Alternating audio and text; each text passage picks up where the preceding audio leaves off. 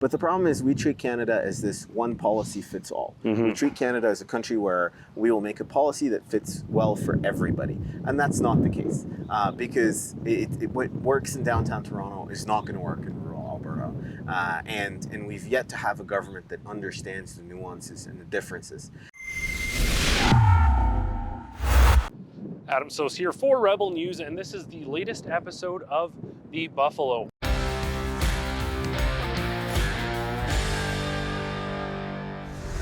We are right in the heart of the Calgary Stampede. Now, maybe some folks out there haven't been for a few years. Maybe they just think of the Stampede as, well, some concerts, the fairgrounds, some kooky food you can grab. But the Stampede is a hell of a lot more. The Stampede is all about that rodeo lifestyle, that Western lifestyle. People come from all over the world to compete and experience it. You know, the idea of a cowboy might seem a little bit novel to some, but I don't think there's a better symbol out there that represents the West, that hard-working, gritty determination that helped build this province. Well, another individual who absolutely loves the Stampede and in fact had his life transformed by it is Tariq Elnaga. He came here as simply a tourist, simply to check out the Stampede. And when he saw it, his life was transformed forever. All right, well, thanks for having us out here again. We have shared your story a little bit in the past, Tariq, but I wanted to get into it really in depth. Stampede is going on right now. Folks go down to the Stampede. Yeah. It's my favorite time of the year. Yeah, your favorite time of the year. Yeah. And maybe they go for concerts, maybe they go for rides, maybe they're having some drinks, going to the club. Right. But the sort of heart and history of the Stampede really is the rodeo. Right. What was your first experience? Obviously, I guess first of all, tell people like sort of where you grew up and where you were at when you first heard about the Calgary Stampede. Right. So as you know, Adam, I was born and raised in Dubai, which was a great upbringing, but you know, metropolitan kid, had no animal experience whatsoever. And I grew up in a house where we never had a cat or a dog. So no animal experience whatsoever. But I always travel when I travel on vacation to an event, a festival, a concert, something. And I was watching a Western once at home and I thought, man, it'd be really cool to go to a rodeo. Yeah. And I started looking up online on what rodeos were going on. Houston was in March and Calgary was in the summer. And I thought I'd never been to Western Canada. I'd never been to a rodeo. And I've also done, I've never camped in my life, never been in an RV. Yeah. So I booked an RV online, flew into Western Canada, picked it up from the airport and bought tickets to go to the rodeo. That's awesome. And sat in the stands and I was absolutely fascinated. Like something happened. Yeah. And I said, you know what? I'm going to be on the other side of that fence. Yeah. And I went home, quit my job, sold the house, sold the car, and moved out here to Alberta. So what were you doing? I mean, that is a calling. What were you doing in Dubai at the time? Like, what did you leave behind there? So a corporate career in oil and gas, suit and tie corporate career. Fairly, you know, the closest city I would describe it to is Las Vegas. It was a very metropolitan, very urban lifestyle. It was great because there was lots of travel and so on, but certainly none of this, you know, not what you see around here. And what was it? Why the Calgary Stampede? Why did that one really? I think it was a great combination of being able to see the Rockies, which I'd never seen, and the way it was set up that it's friendly for tourists to come in as well. Yeah. Incredible. Yeah, right. Here, cameraman here is getting mobbed. Yeah, getting mobbed by the ponies. That's all right. So we're gonna pick up Larry Bob, and we'll pick up Goose here in a second. So I'll tie him up and I'll give him to you. Okay, boys, get out of here. It's interesting. Lots of local people are like, yeah, the Stampede, they've seen it time and time again. Maybe they've never taken in the rodeo. They just think it's the fairgrounds. Right. What was it? I mean, people come from all over the world to see this. What was it that spoke out to you? I think I was fascinated by the culture and the way of life. It's so foreign to everything that I've known. But if you really look at the values of rodeo and you look at, you know, it's that hardcore grit and hardcore perseverance, but it's also the way the community spirit comes in. And it's very traditional in its own way, but also very modern in its own way. And I loved the way the Calgary Stampede was just set up. I mean, to your point, there's a lot of people I've met who have lived in Calgary who've never been to the rodeo, which I think they should. And I think they should also go to a small town rodeo. There's 100 of them here. But at the same time, I really appreciate that the Stampede is, for many people, the first or only experience they could get of Western sports. Yeah.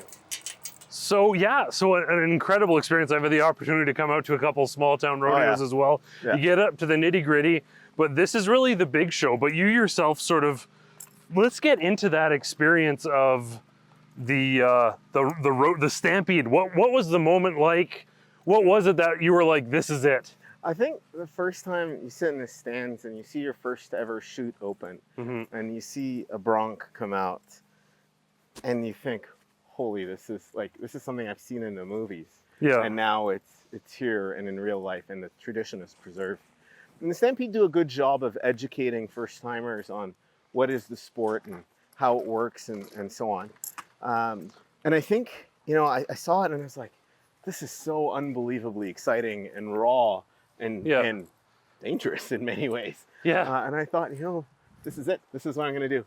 And it was really easy to make the decision then to go home, do what I did, move out here, and promise myself that I was going to be on the other end. And a couple of years later, I got to show some horses at the Nutrient Building, and I could look up, I was backstage, and I could look up at the seat I was sitting at as a tourist and say, you know what, I promised myself I'd be on the other side of the fence, and it finally happened. So it holds a special place in my heart, and the whole sport does, right? Like my whole life revolves around the sport. Over the last 3 days, I've competed 3 different times, right? So that's a lot of miles and a lot of hard work, but I love it. I love it, sir. Yeah. So very, very sort of different backgrounds. You went from seeing this thing to saying, I want to get on the other side. Right. What was that like? A Dubai kid coming over here? What was the welcome like? What was the actual experience like of getting into rodeo? I'm glad you asked. So when I first moved to Alberta, I did 3 things on the first 3 days, and I call it buying my Alberta starter pack. I bought a pair of cowboy boots on day 1. I bought a set of power tools on day 2 from a hardware store. And then on day 3, I walked into a car dealership and bought a pickup truck. And I thought, you know what? My starter pack now is ready. And on the 4th day, I sent an email to the Airdrie Ag Society because I figured I wanted to live around Calgary, but not in Calgary. Right. Just so that I can get to experience this. Yeah. And it was either Airdrie, Okotoks, Cochrane, one of them towns. And I sent an email to the Airdrie Ag Society, and I said, this is going to sound really unusual, but I just moved here from Dubai this week, and I'd love to get into the Western way of life. What do I do? And the president, Brenda Moon, immediately emailed me back and said, absolutely, let's go for coffee. And at the end of that week, I found myself volunteering at a rodeo, opening and closing gates and letting steers through. And I thought, man, this is really cool. I could touch that steer. This is a real steer. Yeah. And I'd never had that experience before. So it was an amazing learning opportunity. And the community immediately took me in and thought, you know what, one door after the other just opened in terms of whether it's riding classes or volunteering opportunities or learning about the lifestyle or the sport. Yeah. And it's just, one thing led to another.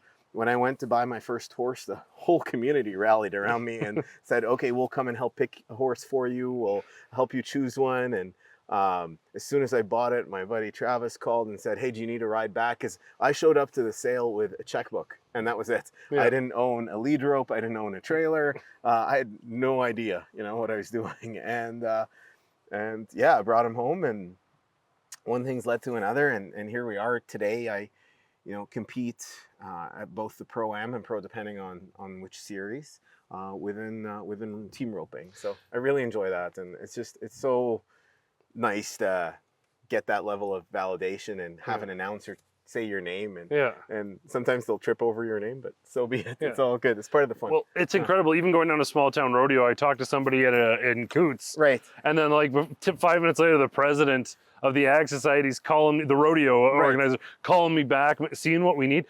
How far does this go to debunk this sort of rodeo exclusive old boys club narrative? Oh man, you'll hear it 1,000 times, about the color of our necks here in Alberta and what have you. The country community is the most inclusive, most welcoming. They don't care where you're from, as long as you appreciate the values of this community and this society, and you put in the hard work. I have never once, and I go to a pile of small town rodeos in Alberta, never once ever felt like I was on the outside or wasn't included or didn't belong.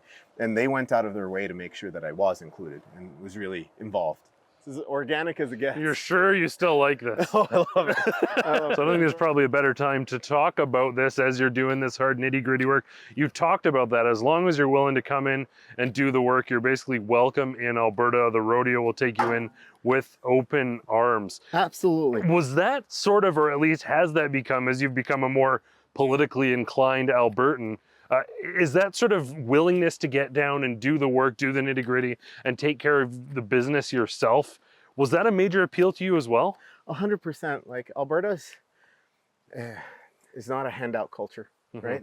Alberta is a hard work, get her done, you know, roll up your sleeves and get dirty. Yeah. And that's what I love about Alberta. We don't expect handouts. We don't want support from the government. We actually want the government to just get out of the way. Yeah. And the problem is the government has been getting in the way. Yeah. But you're absolutely right. Like I love this gritty work ethic of the West that I hope we never lose. Yeah. Right? Like it's an incredible value to have. Yeah. I want to extend a massive thank you to the Alberta Prosperity Project for making this video possible. They're advocating for Western and Albertan prosperity, and we're happy to be able to share these types of stories because of their generous support. So I did want to talk just a little bit about sort of the raw deal that Alberta has gotten. You saw the rodeo. Right. You fell in love with this place. You came over here. You sort of had that Alberta experience where you bought a truck, you got into this, you started doing some riding. How quickly did you start to say, man, I love this place, but it doesn't seem quite right what's happening here? Well, it took all of 5 minutes to figure out how Alberta gets really shafted by the rest of the country when it came to our resource development. So I'm an engineer by education. Yeah. And my day job that feeds these guys, you know, is in oil and gas. Yeah. And I grew up in a region where oil and gas provided all the wealth, prosperity, but also the wars too. So I realized how sensitive the resource is. And then I moved here, and it was the height of some like Energy East's application, Trans Mountain's application, etc. And I'm thinking, here's a country that's tripping over itself to not build these projects that provide energy security and prosperity and jobs and revenue to pay for all the social institutions that we hold dear, like healthcare and education, etc. So it took all of 5 minutes. And then I started reading a little bit more about it and reading about equalization and how Alberta has forever been a net contributor to equalization and transfer payments for Quebec's financial blunders, yet they stop our resource projects. So pick one or the other. Do you want our money or do you want our resources? Because you either have to have both or neither. So yeah, it was one of those things where it got me fired up and it got me politically involved, is because I really needed to speak for Alberta and exclusively for Alberta, right, and for the West. Well, the West, it's not just oil. It's ranchers, it's farmers. Right. All these industries out east seem to get a free pass. Auto manufacturing, whatever it may be, and then ranchers, oil, they get attacked. Oh yeah, to ride it. It's a cultural attack. This is Alberta and to some extent Saskatchewan are the last conservative holdouts in the country, and I think it's by design, Adam, that the government's trying to make us into a have-not province. I don't think this is random. And it's disappointing because it goes against the culture of this province, it goes against the culture of the people here, and it goes against their work ethic. And the problem is we're very resource rich. You're absolutely right. Whether it's forestry, mining, agriculture, oil and gas, all these primary industries that are out here in the West are under attack by our own government before anyone else. But again, the current government and future governments don't need a single vote in the West to win. Yeah. Right? I mean, the elections are called before Manitoba counts. So they're like, well, why bother? Yeah. And if they can make us dependent on Ottawa, that would be the ultimate goal for them, which is disappointing. Yeah. So what do you suggest, can be done? Alberta's been getting this terribly raw deal. Right. What do Albertans want, in your experience anyways? The irony is, and we just talked about it, it's the Quebec deal. It's autonomy on government. Yeah. So there's people in Alberta that want completely out of Canada. Yeah. There's some, and I think the vast majority would want out of Ottawa. Yeah. Which is really us managing our own affairs, our own taxes, our own police force, our own laws, etc. And then people could decide whether they want to remain part of Canada or not. Yeah. But I really do think that this dependence on Ottawa needs to be done. We really need an autonomous Alberta, and you're seeing it even with the current, candidates within the UCP leadership race. Yeah. Multiple ones of them are now talking about autonomy, including Brian Jean, Danielle Smith, Travis Taves, etc. They've all been talking about autonomy in various forms. Yeah. Well, the thing I wanted to ask you about is, though, there has been for a long time sort of this underlying sentiment. I think very much as soon as Quebec started talking about separation and independence, the same sort of raw deal was happening. In fact, more of a raw deal for Albertans. But it seemed like a pipe dream, or even the firewall was a pipe dream. It's becoming more of a reality, isn't it? Absolutely. I think it took a while for people to realize, and I think most Albertans had good intentions and have a strong attachment to the maple leaf. So they aren't, it's not like I would argue that Albertans are incredibly patriotic. But the challenge was the attachment with the maple leaf came hand in hand with the attachment with Ottawa and Parliament Hill. And those are, to me, two separate things. Right. So you could still cheer for Team Canada in the Olympics if you wanted to. Yeah. But when it came to managing your day-to-day affairs, it was a lot less Ottawa. You see that sign, it's been up for 25 years, right? Less Ottawa, more Alberta. Yeah. And I think they're coming to that realization. And the sad part of it is they've been let down. I mean, you expect it from a Trudeau government, but they've been let down by, what are the Conservatives too, right? The Conservatives take the Western votes for granted. We saw it with Aaron O'Toole. He essentially sold Alberta sold Alberta down the river and said, you know what, I need votes in Quebec. I could lose a few in Alberta. And I'm like, that's not a winning strategy. You still won technically in Alberta and Saskatchewan. But what did that get us? Yeah. So I think you're starting to see it more and more, Adam, and I think the sentiment's going to grow as more and more people realize it impacts their daily life. And I also think that we've never been this bad as a country in terms of resource development or economic prosperity. There is an attack on prosperity and resource development in Canada, and I don't think it's ever been this bad. Well, and I think to your point earlier, you talked about how this community welcomed you in, the rodeo community, how you've never felt quite so at home as when you're out west, and the West is your home. You're as Albertan as anyone I've ever met. But the willingness to sort of help and cooperate and collaborate, it's almost like the person you underestimate, you bully, you push them around, but it turns out they're pretty strong and they can push back. Has it gotten to the point under Justin Trudeau where Albertans are just pushing back? I think so. Like you hear the Alberta Prosperity Project talk about this well, and probably the biggest contributor to the Alberta independence and or autonomy movement is Justin Trudeau. It's like we have him to thank for wanting out because he's really highlighted this super Eastern bias, this super urban bias, and a very strong anti-Western, anti-Alberta sentiment. And he knows it. He knows that he doesn't need a single vote. It's happened in the last 3 elections. He doesn't need a single vote in the prairies to win. So I think it's highlighted it significantly. I think the inequities, the way the country's treated, I mean, again, every party, left or right, will fall over backwards for Quebec or the GTA area. But here, I mean, the GTA, and I've said this before in our interviews, has more seats than Alberta and Saskatchewan put together as provinces. They've got 53 seats. So it's those coveted 53 seats and the Toronto voters' value set is fundamentally different than the Western value set.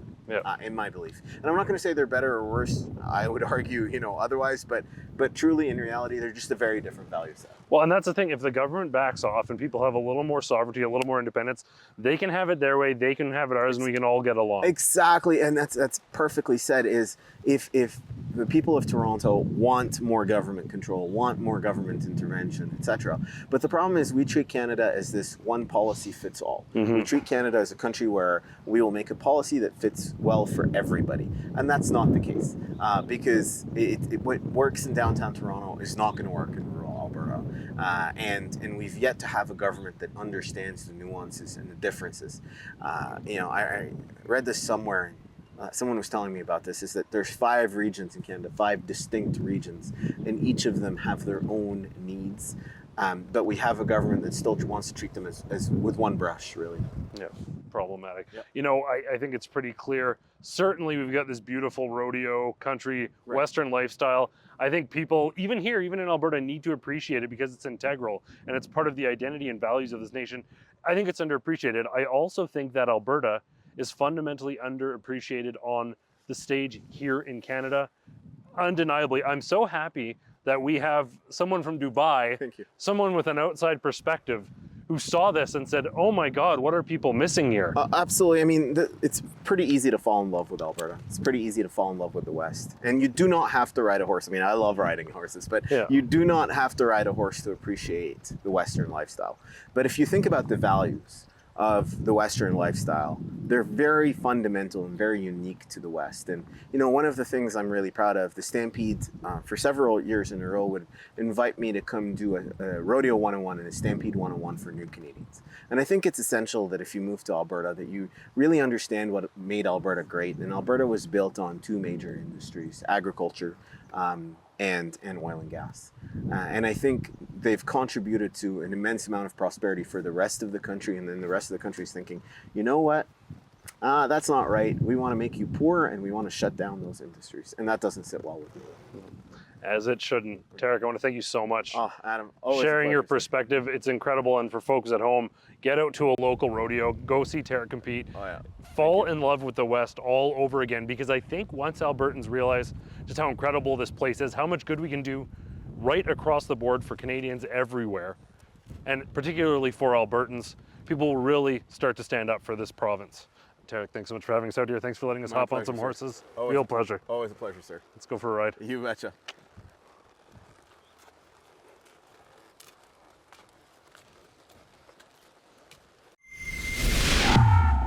So I absolutely love having the opportunity to chat with you, to chat with our ever-growing audience. But I'd actually love for you to have that opportunity as well. We actually have advertising opportunities available with rebelnews.com. We don't get handouts from the government. We trust on supporters, viewers, and advertisers like you. So instead of folks listening to me in this spot, they could actually be checking out your company, getting information about your business. For more information or to advertise with us, send an email to ads@rebelnews.com.